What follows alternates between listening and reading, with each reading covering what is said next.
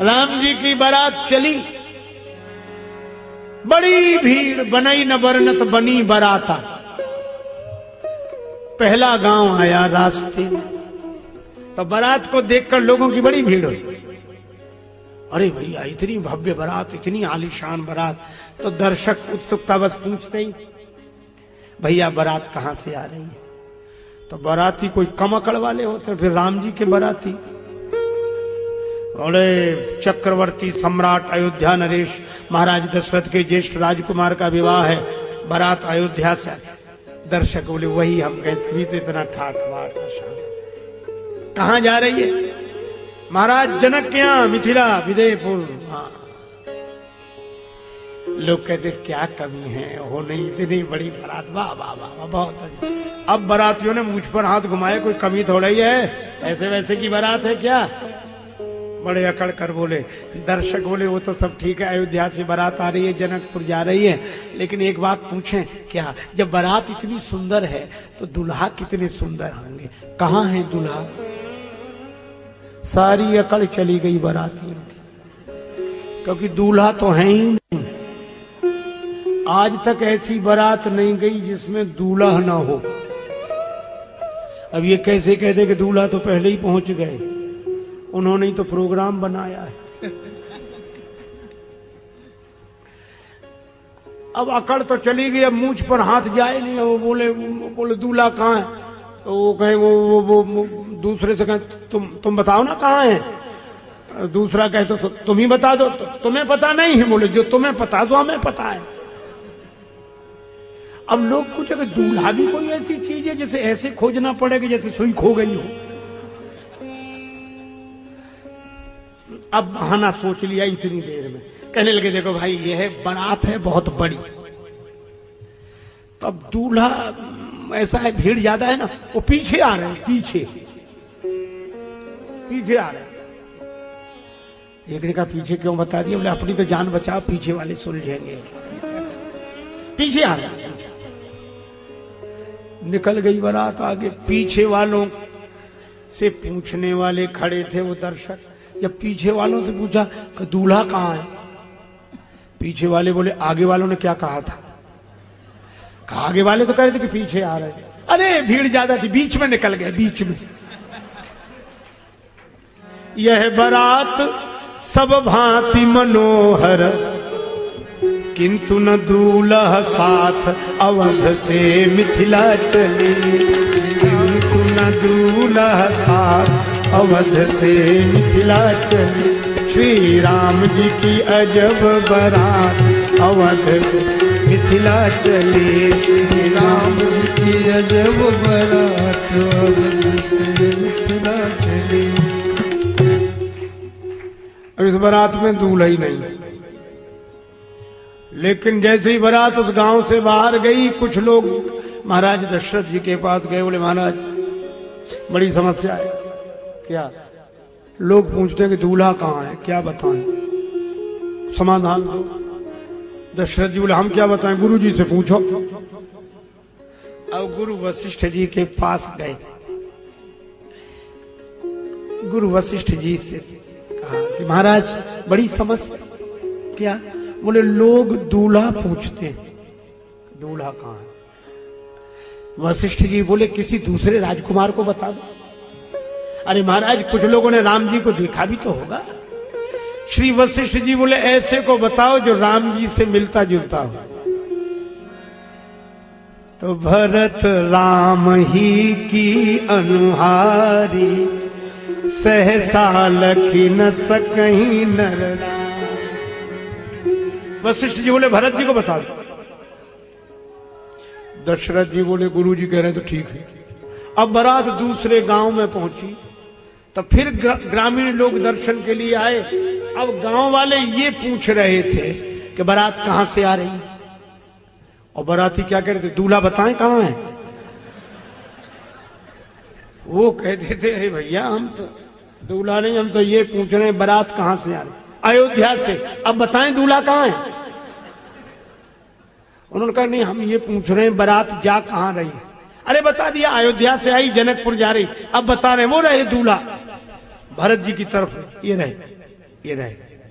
लोगों ने कहा क्या कहना, बारात जितनी सुंदर, दूल्हा भी उतनी सुंदर, वाह वाह वाह। अब फिर मुझ पर हाथ घुमाया, कोई कमी थोड़ी है, कुछ हरे गहरे की बारात है। लेकिन लोगों ने कहा एक बात पूछे। अब क्या पूछोगे? यही कि बारात अयोध्या से आ रही है, मिथिला जा रही है, बड़ा अच्छा, दूल्हा भी बड़े सुंदर, और विवाह। लेकिन ये विवाह कौन सी तिथि को होना तय हुआ है? तिथि, ये दूसरी विचित्रता थी। तिथि तय नहीं हुई थी और बारात चल दी। विवाह किस तिथि को होना तय हुआ है? बोले तिथि वो हमें तो पता नहीं, तुम बताओ। तुम बाराती हो, तुम्हें तारीख पता नहीं कि उस तारीख को विवाह होना है? उसी हिसाब से तो चले होगे। अब बोले तिथि, तब अंत में बोले ऐसा है कि तिथि तय नहीं हुई अभी।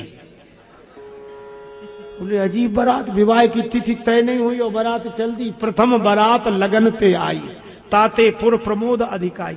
तिथि तय नहीं है। बोले हमने सोचा कि वहीं करेंगे जाकर तिथि, वहीं। हम लोग हंसने लगे, तिथि तय नहीं थी, तो आपस में ही लड़ने लगे।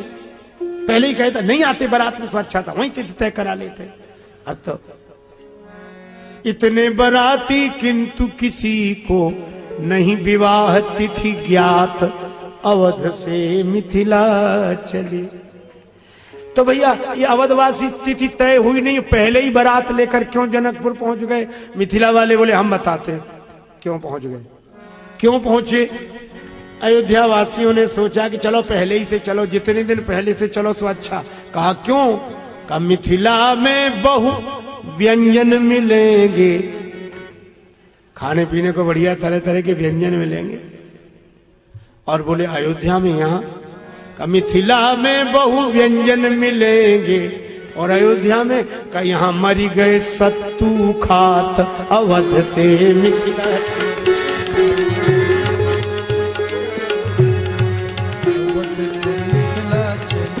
यहाँ मरी गए सत्तू खात, अवध से मिथिला चले। यहाँ मरी गए सत्तू खात, अवध से मिथिला चले। सखियन के सुनी व्यंग बचन वर, सखियन के सुनी व्यंग बचन वर, राजे सहु बलि जात, अवध से मिथिला चली। ये राजे सहु बलि जात, अवध से मिथिला चली। श्री राम जी की अजब बारात, अवध से मिथिला चली। श्री राम जी की अजब बारात, अवध से मिथिला चली। अरे वर्णन तो यहां तक है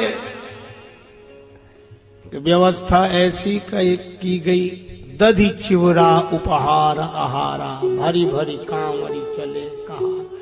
दही चूड़ा तक का वर्णन श्री रामचरितमानस में। जगह जगह बारात के रुकने की व्यवस्था थी, और जनक जी की ओर से सेवक आए थे दही चूड़ा, और ये तरह तरह के व्यंजन लेकर। एक अयोध्या के संत बोले, देखो भाव की बात है, अपने अपने भाव। श्री अवध के संत का भाव था कि जनक जी क्यों, क्या हुआ? कहा ये राजा महाराजाओं की बारात जा रही है, चक्रवर्ती सम्राट के ज्येष्ठ राजकुमार का विवाह है सब, और खाने पीने में दही चूड़ा, ये राजा महाराजाओं के खाने की चीज है दही चूड़ा।